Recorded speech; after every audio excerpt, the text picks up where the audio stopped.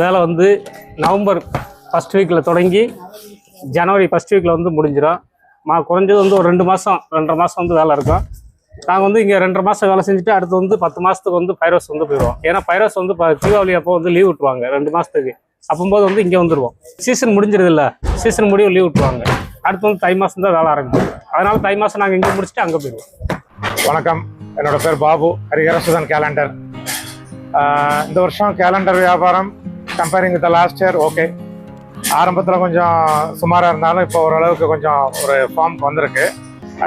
மற்றபடி pricing comparing with last year price எல்லாம் பெரிய லெவலில் இல்லை. பேப்பரும் சரி போர்டும் சரி எல்லாமே நார்மலாக தான் இருக்குது.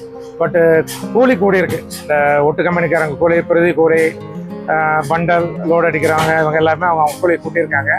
ஸோ இதை வச்சுட்டு நிறைய பார்ட்டிஸ் வந்து ரேட்டு குறைஞ்சிருக்குன்னு சொல்லி நம்மகிட்ட வந்து ரேட்டை குறைச்சி கேட்குறாங்க.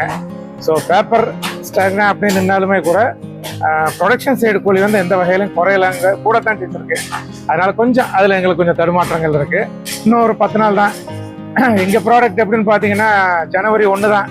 அதுக்கு முன்னாடிக்குள்ளே போய் சேர்ற டெஸ்பாச்சஸ் மட்டும்தான் அதுக்கு வேல்யூ உண்டு. மற்ற ப்ராடக்ட் மாதிரி வருஷம் பூரா யூஸ் பண்ண முடியாது.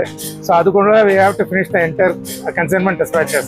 அதனால டே அண்ட் நைட் எல்லா பக்கம் ப்ரொடக்ஷன் ஓடிட்டு இருக்கு.